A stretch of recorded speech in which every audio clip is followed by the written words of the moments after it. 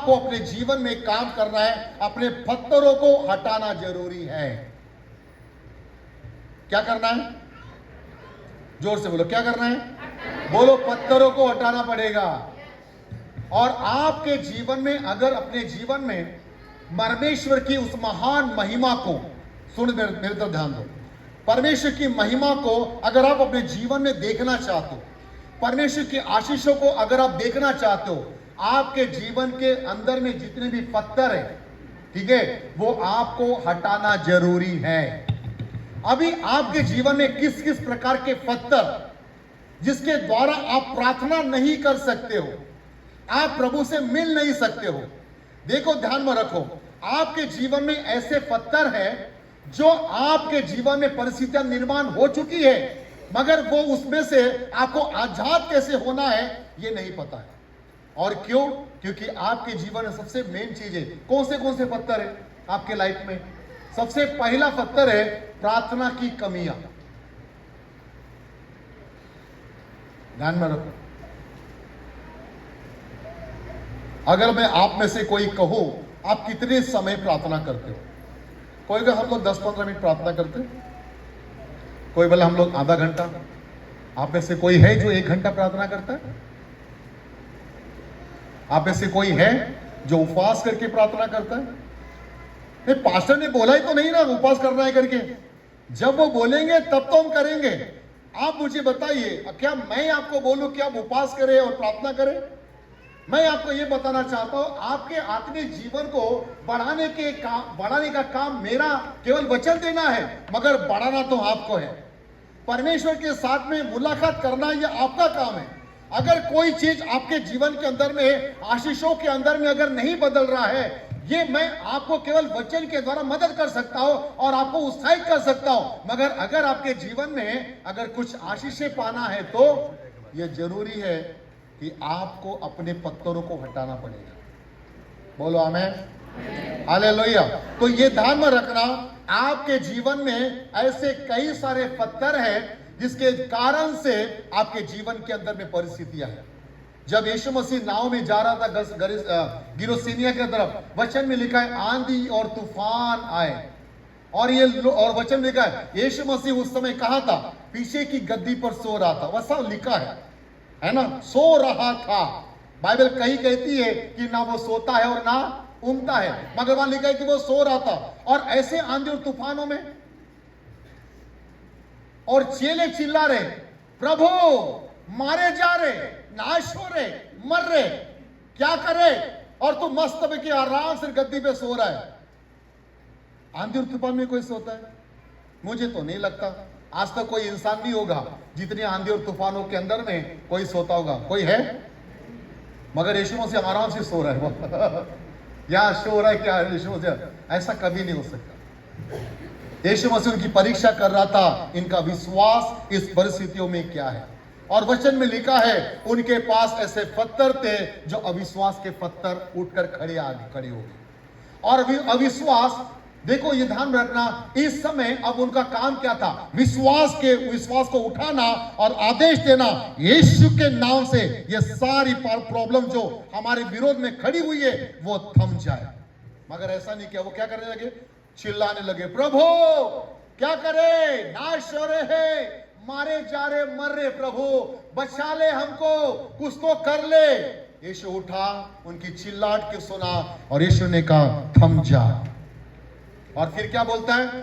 तुम्हारे अल्प विश्वास के कारण, हे अविश्वासियों, तुम्हारे अल्प विश्वास के कारण क्या नहीं हुआ? ये आंधी और तूफान शांत नहीं हुए। आखिर में किसको दोष लगाया प्रभु ने?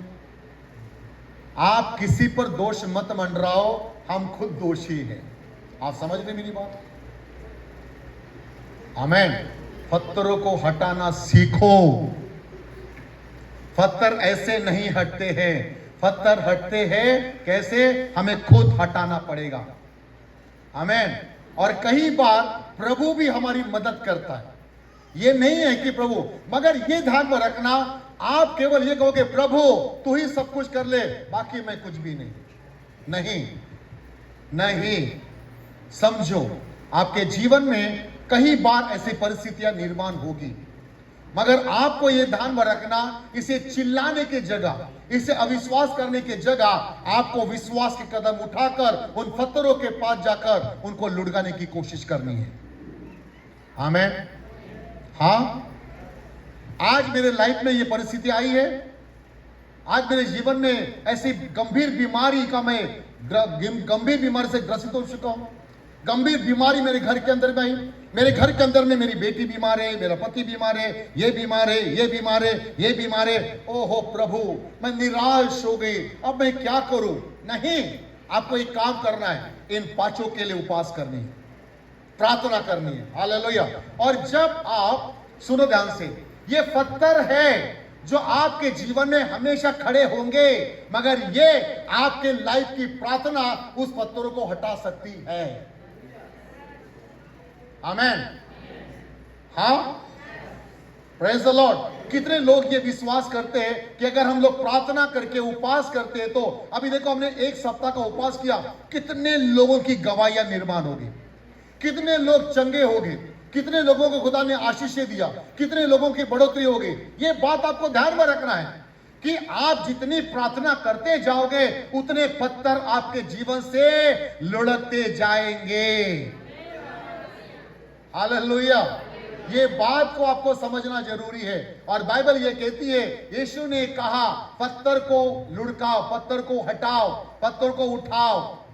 उठाने पड़ेंगे पहले कि आप अपनी कोशिश पूरी करें, कि आप स्वयं पहले कुछ करें, उसके बाद खुदा का आश्चर्य का आप देखोगे।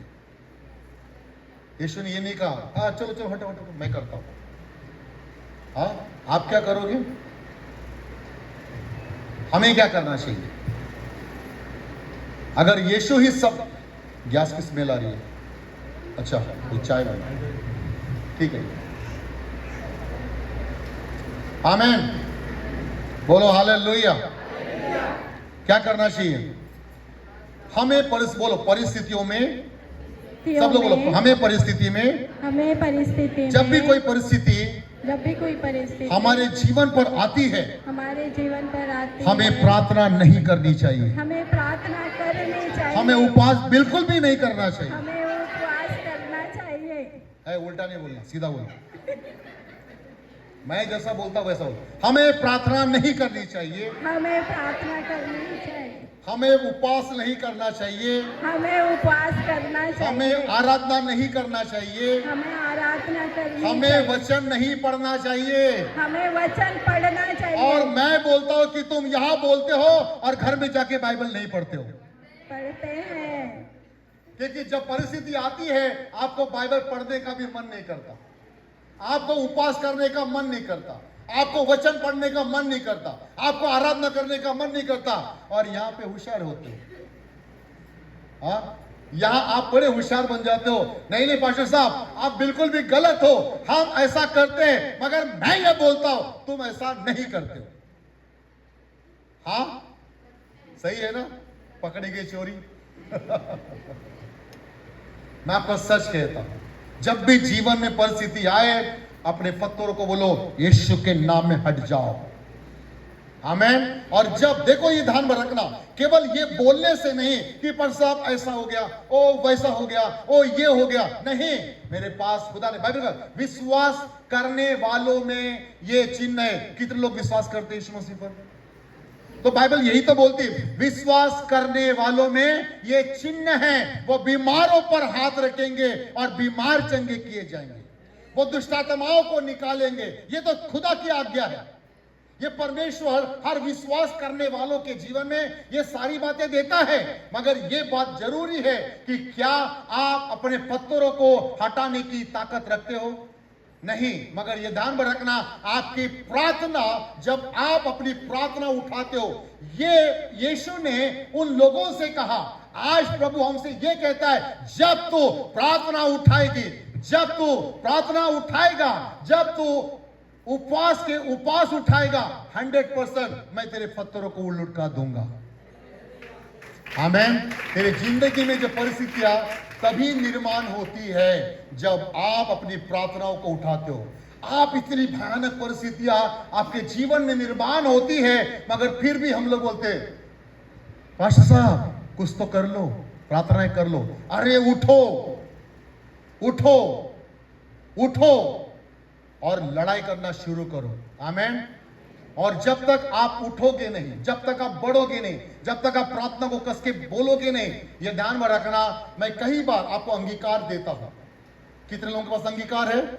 और हमेशा आप अपने अंगीकारों को बनाओ और अंगीकारों को बोलो। अंगीकार करने से शरीर के अंग जिंदा होते हैं।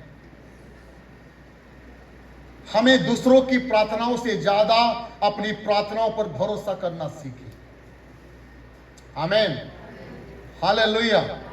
प्रार्थना न करना आपके ऐसे पत्थर है। वचन न पढ़ना, ठीक है, वचन न पढ़ना, प्रभु की आज्ञा का पालन न करना, उपवास नहीं करना, ये हमारी जिंदगी के पत्थर है। बुरी आदतें, बुरी बातें, बुरी चीज, ये दुनिया के वो सारे पत्थर है। ये ध्यान में रखना। आप जब भी आपके जीवन में ऐसे कोई पत्थर खड़े हो जाए, है ना, जो आपको ढकते हैं, आपको कमजोर करते, ऐसे पत्थरों को हटाना हमें आना चाहिए। नंदा ताई, बरोबर है?